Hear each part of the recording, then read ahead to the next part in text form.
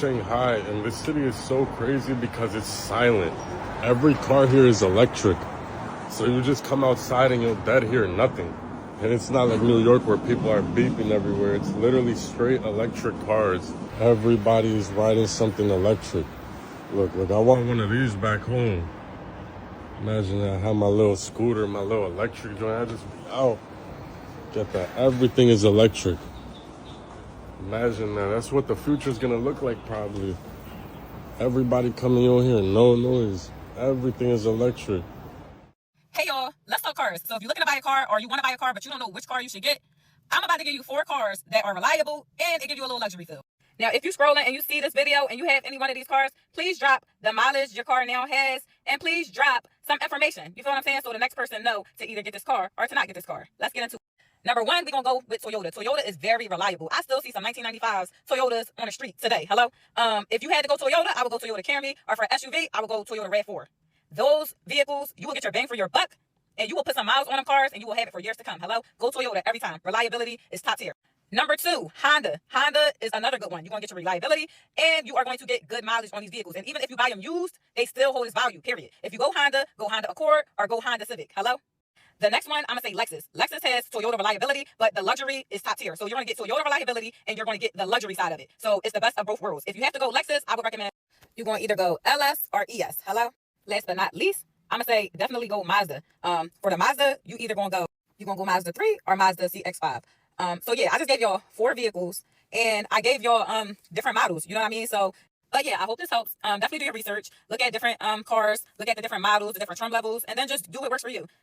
Hello? Here are the 10 most reliable car brands for 2026 according to Consumer Reports' predicted reliability based on owner data from the past year. So let's see which one surprised you the most. The reliability score is rated from 1 to 100, with 100 being the best, and yes, you can save this video for later. Number 10 is Kia with a reliability score of 49 out of 100. Number 9 is Tesla, scoring 50 out of 100. And I'm not gonna lie, saying Tesla this high is a little surprising. Number 8 is Buick with a reliability score of 51 out of 100. At number 7, we've got Acura coming in at 54 out of 100. Number 6 is Nissan, scoring 57 out of 100. Number 5 is BMW with a reliability score of 58 out of 100. Honestly, BMW quietly being this reliable lately doesn't get talked about enough. Number 4 is Honda, coming in at 59 out of 100. Number 3 is Lexus with a reliability score of 60 out of 100. Still the gold standard for luxury reliability, and I'm surprised it's not ranked higher. Number 2 is Subaru, scoring 63 out of 100. And if you happen to drive one of these brands or thinking about buying one, there's a good chance you're overpaying for car insurance. Stop wasting money, click the link in my bio or comment card 26, and I'll send you a link to instantly compare offers and start saving right now.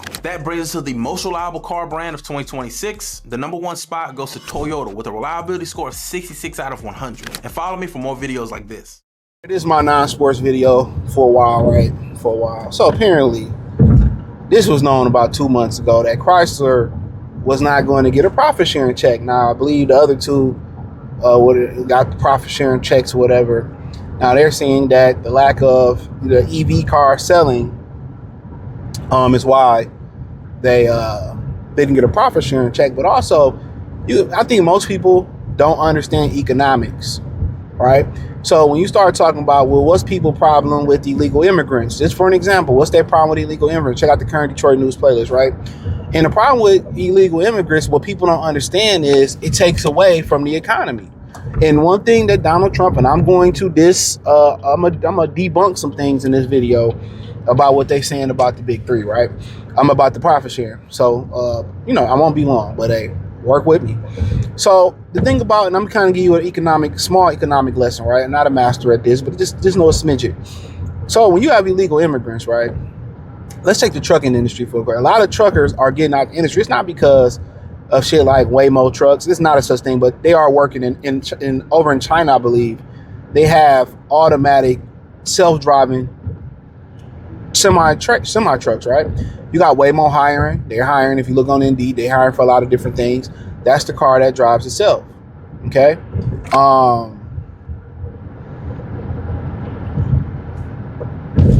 I don't know what this dude is doing, bro. But, so basically what is being said is that they're paying a lot of these drivers under the table, right? They're paying a lot of these drivers under the table, the illegal immigrants, right? They're sending the money back home.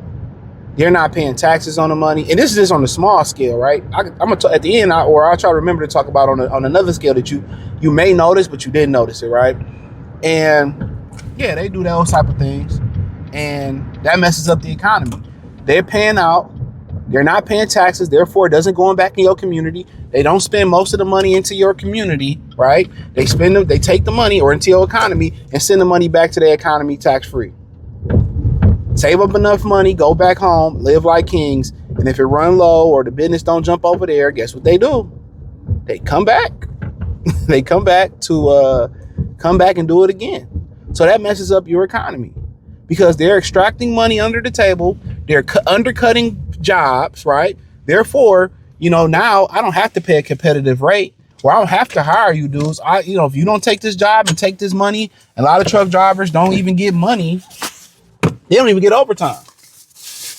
I can pay you straight. I can pay you a shitty wage. And therefore, if you don't want the job, I'll just get some illegals to do it, right? So therefore, they're taking money from your economy and sending it to their economy and not putting nothing, they're extracting and not putting nothing back into your economy. Now, once you look at back to Chrysler and you understand how the game worked, y'all got all these raises. Look at UPS. Truck drivers started making six figures. They got all these monster raises at UPS. They got all these monster raises at Chrysler and all these big three. And guess what happens? The first thing they're gonna do is start laying people off. Buyouts. Buyouts probably affected that as well too. They bought up a whole bunch of people out. Either I'm gonna fire you or buy you out. What you gonna do? Employment to get this money and get a little bit of unemployment too. So you got to understand that y'all were greedy in negotiations. And also the danger about being greedy in those negotiations is that a lot of these jobs, if Trump wasn't in office right now, a lot of these jobs can just go and take their businesses to Mexico or some other country and not have to pay half the money. So y'all greedy, and a lot of them big three people are spoiled. They don't fabricate stuff anymore. All that shit come prefab. It's like putting a Hot Wheel car together. You just snap the wheels on, they don't do anything special. It's not like they doing labor, they making the parts no more, per se. You're not doing it no more. So when they give big raises like that, and it doesn't, they're not going to cut their salaries. They're not going to cut their salaries. They giving each other raises. They're going to cut y'all jobs, cut y'all salaries. So being too greedy at the table is what fucked y'all over too. Then apparently they invested into EVs. And let me give you all a lesson into this. Now, apparently Joe Biden and his administration in California, they made it to the fact where, after I think about 2030 or 2028, there was no longer going to be sales of gas vehicles in California. California is as far left as you can get. It's one of the most weirdest states. Also, if you didn't know, Canada is a very far left country. It's the Canada of fucking the United States. Very liberal. I was listening to a story where a lady said they was forcing her daughter to transition into a boy in school, right? And when she raised concerns, they called CPS on her, which resulted in her daughter eventually running away. And she couldn't call the police because they was going to take her daughter away. Go look at that story, though. Go look at the story, right? And that would just give you an idea.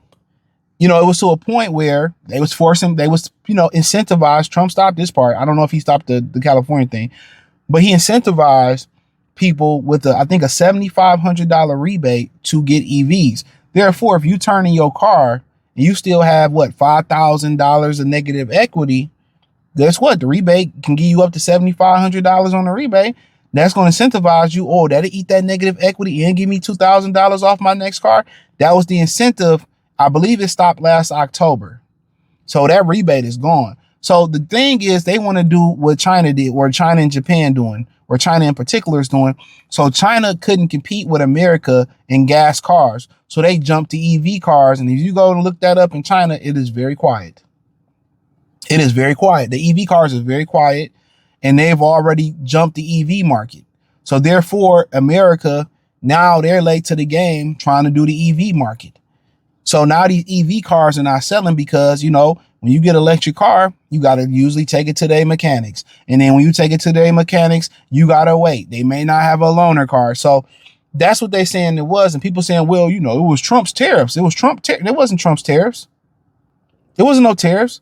Because if it was Trump's tariffs that stopped y'all from, making a profit, Let's keep it a bean. Why did GM, I believe, get a profit sharing? Why did Ford? Why didn't this, do them? The fact of the matter is this: Chrysler just make a lot of bad cars. That Wagoneer is always having a bunch of problems. You know what I'm saying? A bunch of electrical problems and stuff have been reported with the Wagoneer. I was telling somebody, if I buy a new car, it won't have problem. Bullshit. I've seen people buy cars off the lot and they break down right in their driveway. Right? The Grand Cherokee, the Durant, trash ass cars. But why do people keep buying? Oh, we got a Hemi. It's a trash car. Most people are starting to wake up. Toyota bought a little bit of Mazda. Mazdas are very reliable. Toyotas are the top of the food chain. Toyota's also the luxury version of Toyota is Lexus. Luxury Export United States. That's what Lexus stands for. Lexus and Toyotas are reliability. That's what people look for, reliability. Young, dumb people or people who don't know, they look for a Hemi or they look for a Durant, not knowing they're a trash car. It's trash. You looking for reliability. You looking for, I don't have to pay for this part. I don't have to pay for that part. I don't have to always stay in the shop. It don't always have a cooling leak. You don't have to do electrical problem. It's a sturdy car. The average American car, for the most part, a lot of them, the expectancy rate is from 160 to 200,000 miles. I heard somebody say a Subaru lifespan don't start till it get to 200,000 miles. Think about that. Go look up the value of vehicles. And a lot of people don't understand how vehicles work. I had to learn it. You want something that's going to hold its value. Chryslers don't hold their value. They're a joke. They're a fucking joke. Most of them. Right? But when you start to go, the Wrangler holds its value very well, but that's a whole different conversation. The Wrangler, but that's still a shitty car in my opinion. But I'm not just gonna get into that, right? But it's one of the most durables. Like Chrysler's 300 is good. That's usually pretty much solid most years. Town and Country is probably the most reliable in the Wrangler, right? But if you look at Toyota, you will see a Toyota 10,000 mile 4Runner, for example, right? You'll see that, and it still will be 30 G's. Still worth 30 G's because it ain't nowhere near close to its lifespan expiring. 200,000 is probably when it first started. 200,000 is when most American vehicles die. So when you buy a car, if you go buy a 4Runner today for 50,000, you drive it for 3 years and it's still solid. You still keep it up, half clean and decent. That 4Runner is still worth $40,000. You still can get $40,000 on the market for that 4Runner, depending on the mileage. Tacoma trucks is known for that. People that sold 150,000 miles on Tacoma and still got $25,000 for it. Their value holds. Honda's known for their reliability and holding their value. Not as good as Toyota and Lexus, but their durability, reliability, their value. Subarus are known for their value. Chryslers, the mileage we talking about, the life expectancy is already done. Too many recalls, too many bad parts, So at the end of the day, Chrysler has to make a better product. They overpaid y'all. It wasn't nothing to do with tariffs. The product sucked. Look at the engineering room. Take pride in the job that y'all doing. People have woken up and been hip to it's no longer American or domestic cars are the cars to buy. The word on the street is get into Lexus. That's Toyota, Mazdas, Hondas. Those are the ones to buy, just to name a few. Which I said Toyota owns some of Mazda now. Look it up. Though that is the word on the street. Reliability holds its value. Great powertrain warranty. But when you buy some of these other car brands, certain Hyundais, you got to watch. Subaru's up there too. Certain Hyundais, you got to watch. And think about it. When you get those cars that I name, ain't nobody looking to steal them. Ain't nobody looking to steal your Hemi. Ain't nobody looking to steal your Vortex motor. Remember that VTEC or Vortex motor that was in them Tahoes? I looked up. They want 180 grand for a Cadillac Escalade. They want 6 figures for a Tahoe. And I know those Chryslers. Like, that's insane. That's insane. And you look at that Hyundai Palestine 2026. It's a beautiful car. It looked better than those cars. A lot of room. but it's only 50,000 compared to 100,000. Who gonna do? And it's gonna be more reliable. So, you know, they was wondering why they got nothing to do with tariffs. Y'all got a huge jump in money, and y'all cars are shitty. Your cars are shitty. So get at y'all engineers, take pride into y'all cars, make better and more reliable cars, but the word is out. Even though a lot of these car companies jumped ahead in the EV game, they whooping their ass in the gas game. Hit the link in the description. You can find me everywhere: Instagram, Facebook, Kick, Twitch. Peace. Hold on. I told y'all before I walk up in here, and hold on.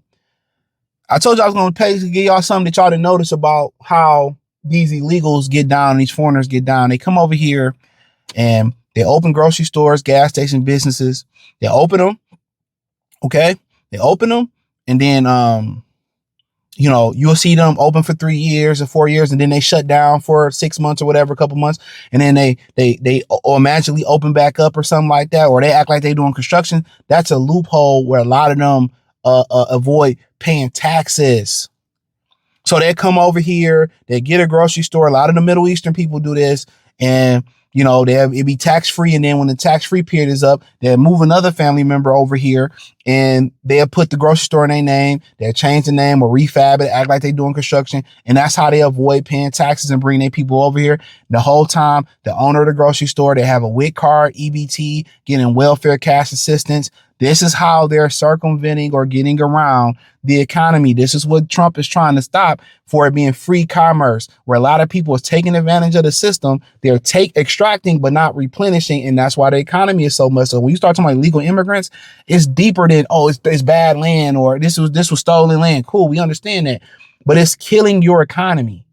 They're undercutting your jobs. They're not paying taxes. And this is what happens.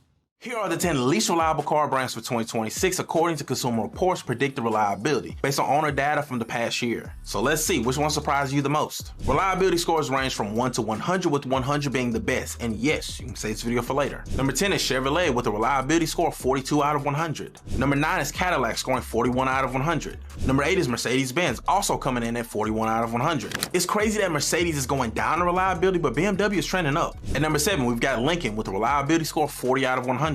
Number 6 is Genesis, scoring 33 out of 100. Number 5 is Chrysler, coming in at 31 out of 100. Number 4 is GMC, also scoring 31 out of 100. Be honest, which one would you trust more, GMC or Chrysler in 2026? Number 3 is Jeep with a reliability score of 28 out of 100. And honestly, that doesn't shock me, these stay in the shop. Number 2 is Ram, scoring just 26 out of 100. And if you happen to drive one of these brands, there's a good chance you're overpaying for car insurance. Stop wasting money, click the link in my bio or comment card 26, and I'll send you a link to instantly compare offers and start saving today. That brings us to the least reliable car brand of 2026. The number 1 spot goes to Rivian with a reliability score of just 24 out of 100. And follow me for more videos like this.